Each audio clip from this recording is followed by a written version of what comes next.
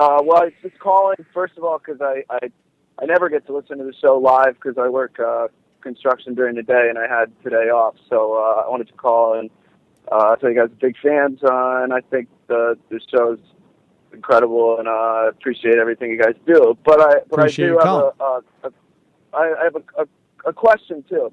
I've been working on, we've been doing some volunteer work in Pennsylvania for Bernie Sanders campaign, and I mean I'm 24, but this is the first time I can remember ever being really excited about a candidate. I mean, I guess in high school, Obama looked promising, but I mean I'm really a fan of Bernie's. My sister lives in Vermont, and I've been following him for a long time. But I'm optimistic about the campaign, but I'm also realistic too. That it's a long shot. So I guess my question is, do you see in 5, 10, 15 years a Bernie Sanders type candidate with his policies not being considered a fringe candidate anymore? Is it?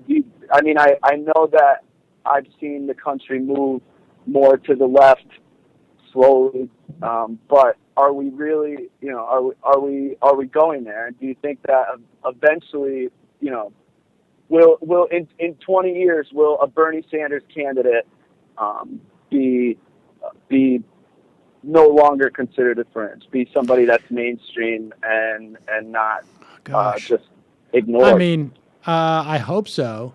I mean, I think that many of the policies that Bernie Sanders is espousing today in 20 years, we're going to see implemented.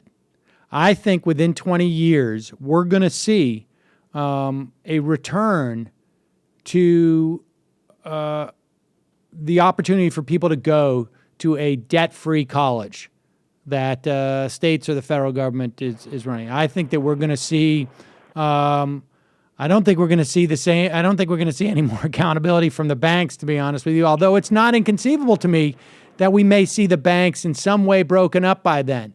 I would say we're going to see an expansion of Social Security. I don't think is so, we're talking 20 years off. I think there's going to be a lot of policies that he's espousing right now. They may not be, sort of categorized as being social democrat or socialism, but I think we're going to see a lot of those positions. I mean, the real question is, within 20 years, how dire is the global warming? How apparent is it going to be that we have a global warming problem, and are we going to be able to respond to it? But yeah, I think, look, remember, he's going to go into the Senate. And if I had to bet on anything right now, where does he sit on the Finance Committee? What committee does Bernie Sanders sit on? He is the ranking member of the Senate. Is it the Finance Committee? Yes. And he's going to head that committee, I think, in by 2017. Senate Budget Committee. And so right. He's going to, and that's a pretty prominent position. And he's got Stephanie Kelton, who's been on this program, is one of his chief advisors on that committee. And so, I think there's going to be a lot of pressure to actually sort of use government as a mechanism to sort of alleviate people's suffering, to help people, and to make people's lives better. And so, it's hard to sort of get as specific as you're talking about, but I think definitely we're going to head down that road. I mean, I definitely think that, look, he's going to make a splash one way or another during this campaign. And I think the better he does in the primaries, the more his message is going to resonate. And the thing I love about it, too, is that to a large extent, there's no... one of the things that clouded in this state when Zephyr Teachout ran against Andrew Cuomo, one of the things that sort of mitigated how well she did in my mind was that it was easier for people to walk away and say, this is about corruption. because she was very much about anti-corruption. She was very much associated with the Moreland Commission. He was in trouble at that time for disbanding the Moreland Commission. My understanding is actually that it was just reported today. I think Sirota may have reported, David Sirota at the International Business Times, that the feds have announced that they are investigating the Cuomo administration. But be that as it may, it wasn't about the things like privatizing education, or to an extent it was, but it wasn't exclusively that. It wasn't about him being governor 1%. And with Bernie Sanders in this race, there's going to be no question as to where his support is coming from.